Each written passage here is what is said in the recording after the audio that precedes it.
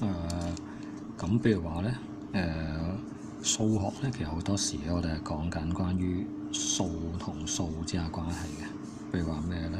譬如話係16呢個數啦嚇，16呢個數，咁佢譬如同另外一個數去對比，譬如話同呢個32對比，係啦。咁其實佢哋有咩關係咧？嗱，咁好明顯啦，其實咧，知佢係佢兩倍嚟噶嘛，係咪？係啦，知佢係佢兩倍嚟嘅。好，咁當然你點計咧？好簡單啫，你用除法啦嚇，你用除法，咁就知道佢個倍數啦。好，咁譬如呢個係2，呢個係好 OK， 好，咁咧，咁比如話係16同160相比咧，好，咁大家好明顯睇到咧，其實佢個倍數咧咁佢就係10倍嚟嘅，係啦。咁咧當然我哋都可以用除法去計㗎啦，係啦，除法好，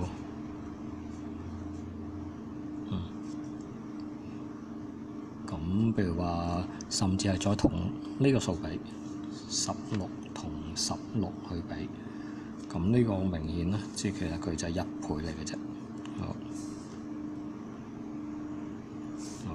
嗱，咁呢個冇乜特別啦嚇，咁但係現在譬如我同呢個數比，譬如我16咧，即係以16為基準，我同呢個8去比，咁呢個比較特別啲嘅情況咧出現，就係因為咧，即係8咧係細過16嘅，咁但係唔緊要，其實我哋一樣可以用除法去計嘅啫。好，咁譬如話咁樣。咁佢唔夠除啊，咁佢補個0啦。好，咁呢個咁樣啦，係啦。嗱，咁我就計到係個0.5嘅。好，即係話咧16嘅0.5倍咧就係8啦。好，咁係啊，你就發覺如果個數細過去嘅話咧，咁個倍數咧就會係一個小數嚟嘅，細於1嘅一個數。好，咁當然類似嘅啦，譬如話係4同16去比較，係啦。咁我哋咧一樣嘅，可以用除法啦，去補0啦。好，咁呢個2啦係32，咁樣。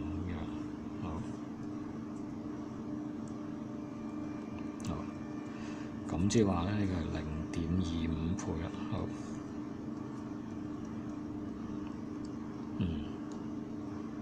係啦。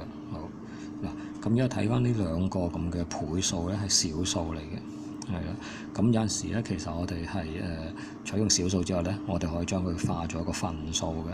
咁譬如話呢個咧，好，我化做分數咁點化咧？嗱，見到有一個0嘛，如果褪一位嘅話，就要褪一個位啦。咁所以我就變成咗下面就會係1個0，呢邊就做5啦，係咪？係啦。好，咁譬如呢一個咧0.25咧，咁我哋褪2位咧，咁就變成咗咁樣，係啦。咁當然啦，其實呢度我唔係一定必須要褪一個位嘅，將我中意褪2個位得嘅，1個2個位，好，咁都得嘅。咁所以佢會變成做咧呢一個都一樣嘅啫，其實係啦。好，咁咧係咁其實點解提到呢樣嘢咧？咁其實因為咧，我哋好多時咧，我哋都中意咧將佢變成咗一個咁嘅一個分數，即係佢分母係100。當我哋表示一啲倍數嘅時候，我希望咧將佢變成一個分數，個分母係100，係啦。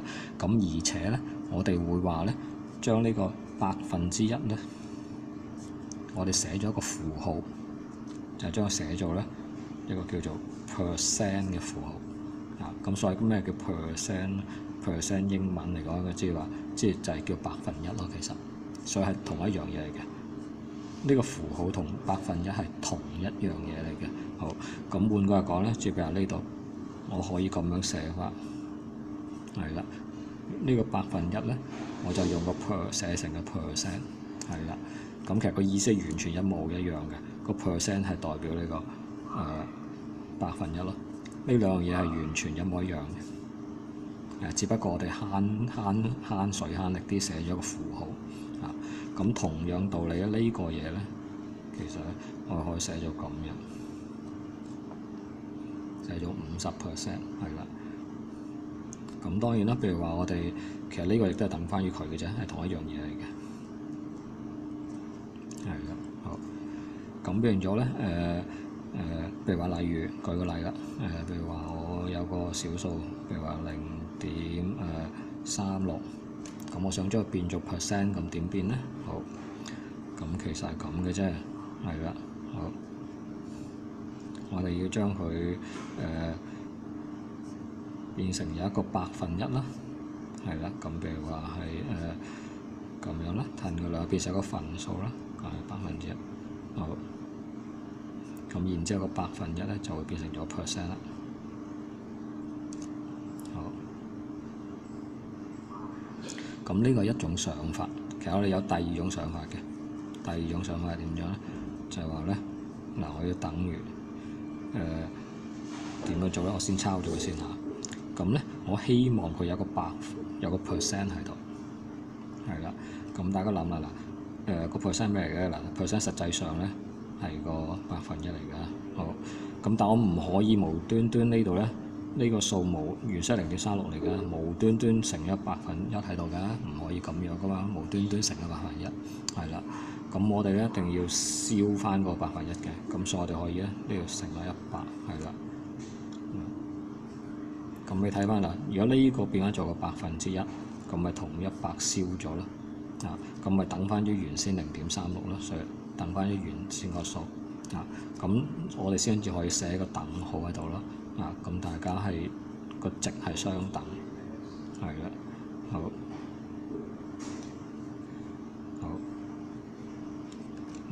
所以咧咁我哋可以就變咗咁樣啦。即係一個數咧，我想轉100%轉做 percent 咧，就抄呢個數，後面咧就乘一個100%，咁就得㗎啦，係啦。因為呢個 percent 係1%同100會消翻嘅，咁其實就一樣。好，咁現在咧我哋呢個數乘100啦，好，咁就會褪兩位變成36。